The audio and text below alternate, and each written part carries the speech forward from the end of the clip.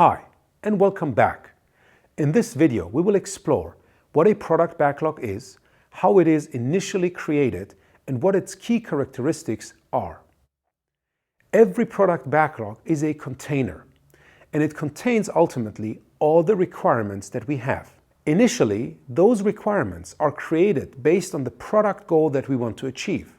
You remember, a product goal should always contain who are we building this for, what are their needs, what is the product and its unique selling or value propositions, and also what kind of value does it deliver to our organization. In most cases, when we start creating those initial product backlog items, we start fairly large. That's why I draw them as clouds. They're not that clear. We don't have acceptance criteria yet. Depending on the tool that you use within your organization, you're probably familiar with the term epic. So let's call these larger items epics, but you can take whatever other name you want to. It's just important to make a distinction between larger items and then smaller items that can be considered for a sprint.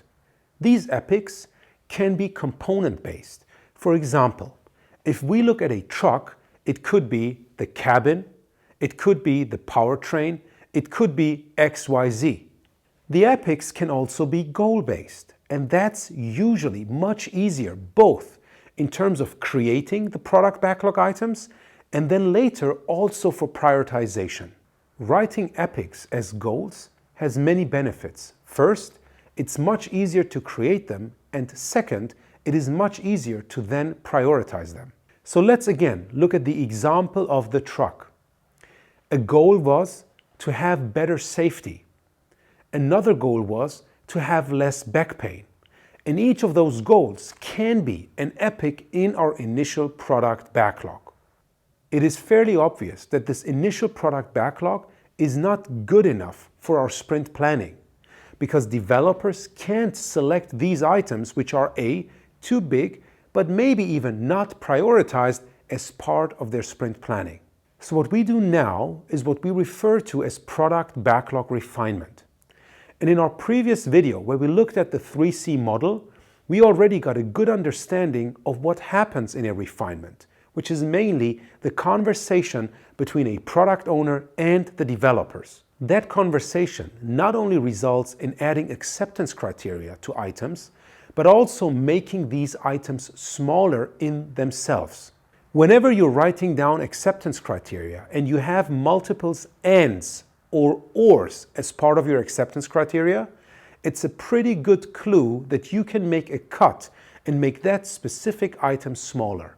So when we look at a ready product backlog, we want it to have the following characteristics. It should be A, prioritized, which means the most important or most valuable items should be at the top, while we account for technical dependencies between the items.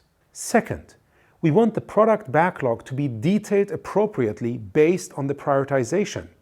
That means the items that we consider as valuable should be smaller and more detailed, whereas the items that are not so valuable right now, they can be still fairly vague. They can still be epics. That saves us a lot of time in the initial creation of our product backlog and allows us to move into delivery and development much faster, resulting in quicker feedback cycles. There are two other characteristics that we would want a product backlog to have. The first one is that product backlog being emergent. Emergent means the product backlog is a living document.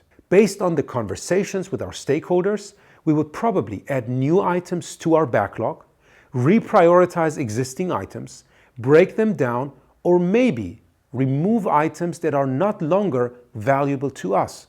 The other characteristic that we want a product backlog to have is it to be estimated.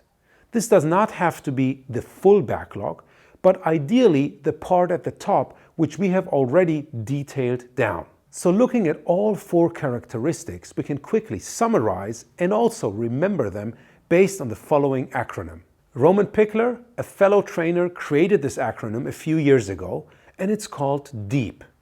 The D stands for detailed appropriately, the first E for emergent, the second E for estimated, and the P at the end stands for prioritized. This is not a ranking in terms of which characteristic is more important than the other. It just helps us to always remember which characteristics for the product backlog we are aiming for. I hope this brief video gave you a good understanding of how a product backlog is initially created, how it is refined to become a ready product backlog, and what we actually consider a ready product backlog to be.